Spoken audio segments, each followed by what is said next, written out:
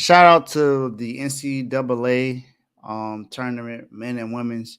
I believe the tournament was great on both ends. Like I said, this was outside of football. This was one of the greatest tournaments I've ever witnessed. Um, this this tournament, especially for the women's, did more than the NBA Finals over the last 4 years, I believe. It's been great. It's been great. Now they haven't nearly touched the numbers of the Super Bowl, of course. It's crazy. It's almost not going to reach those numbers, but 18.7 million. That's a great job. So shout out to the head coach of that team who was considered a dog already. She's a returning dog of the week. Dawn Staley. Great job to South Carolina for closing out the regular season along with winning the championship, going 38-0. First black woman head coach to do that in college basketball. So in basketball, period, honestly. So she's been doing a great job. She just won her third championship.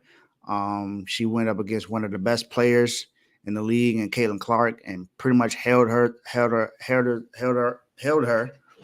to a pretty decent game, but it wasn't like a takeover game. She made sure that she didn't allow her to take over. They also played well against all the others on that team. The South Carolina team is really good, man, and it's because of this coach. Now I know that Gino Auriemma is the greatest head coach and women's college basketball, period. But I think now she's going to enter in that conversation. She's won 3. And I think 2 out of the last 3 years has been in South Carolina. So shout out to Dawn Staley, man. She's one of the best head coaches in women's basketball, period, in college basketball. Some even said that, she should maybe even go look at Kentucky. Maybe she can turn around Kentucky. But hey, I think she likes where she is as far as South Carolina. Those girls love her. She's one of the best coaches. Asia Wilson talked about how she definitely, she's very relatable and stuff like that. So shout out to Dawn Staley in South Carolina, and welcome back, Dawn Staley. You did an awesome job. Great coach. Can't wait to see what you do next season.